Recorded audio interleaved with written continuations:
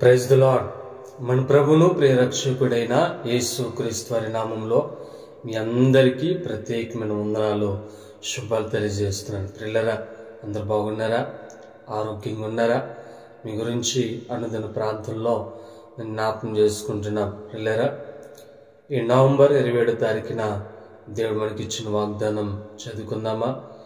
నీతిమంతునికి కలుగు ఆపదలు అనేకములు, వాటన్నిటి నుండి యెహోవా నిన్ను విడిపించును.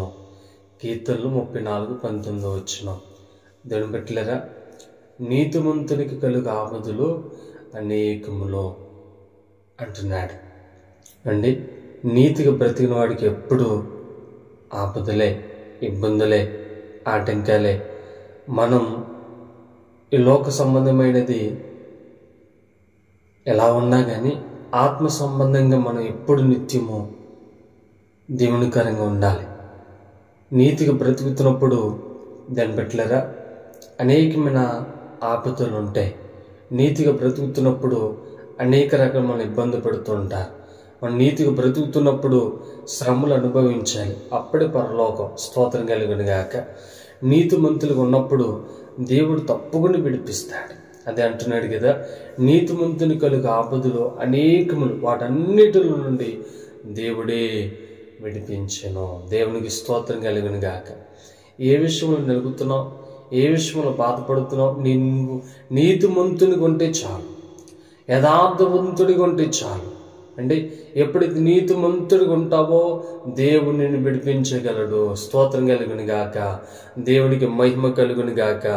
దేవుడు చెప్తున్న ఒక అద్భుతమైన మాట చూడండి. నువ్వు నీతిమంతుడిగా ఉంటే చాలు, నువ్వు యథార్థవంతుడిగా ఉంటే చాలు, దేవుడు నిన్ను తప్పించగలడు, దేవుని నడిపించగలడు, దేవుడు నిన్ను పోషించగలడు. స్తోత్రం కలుగును గాక.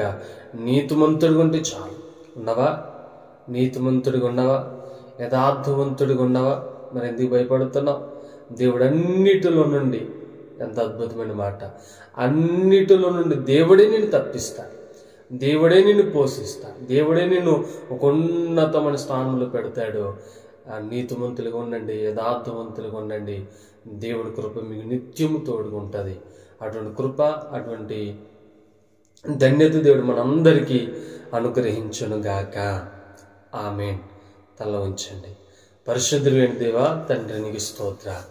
అయ్యా, ఈ కడవ దినాల్లో మేము నీతిమంతులుగా ఉండడానికి సహాయం చేయండి, నీ కృపతో నింపండి. అయ్యా తండ్రి నీకు స్తోత్ర.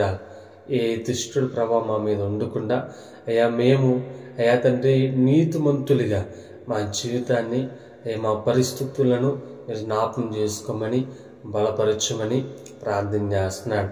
ఈ వీడియో వింటున్న ప్రతి ఒక్కరూ అటువంటి కృప ద్వారా నింపడానికి సహాయం చేయండి. దేవాతనికి స్తోత్రాలు. ప్రతి ఒక్కరిని దీవించండి, ఆశీర్వదించండి, బలహీనత స్వస్థపరచండి. స్వస్థపరిచే యెహోవా నేనే అన్నా. ప్రతి బిడ్డ మీద నీ కృప కలుగునిగాక, నీ ప్రసన్నత కలుగునిగాక. యేసు నామములో నీ కృపతో నింపబడును గాక అని ప్రార్థిస్తూ దీవించమని, నీ కృపతో నింపమని యేసు ఘనమైన నామములో అడుగుచున్నాము తండ్రి. ఆమేన్. ఆమేన్. అందరికీ వందనాలు. దేవుడు మిమ్మల్ని అందరినీ దీవించి ఆశీర్వదించును గాక. ఆమేన్.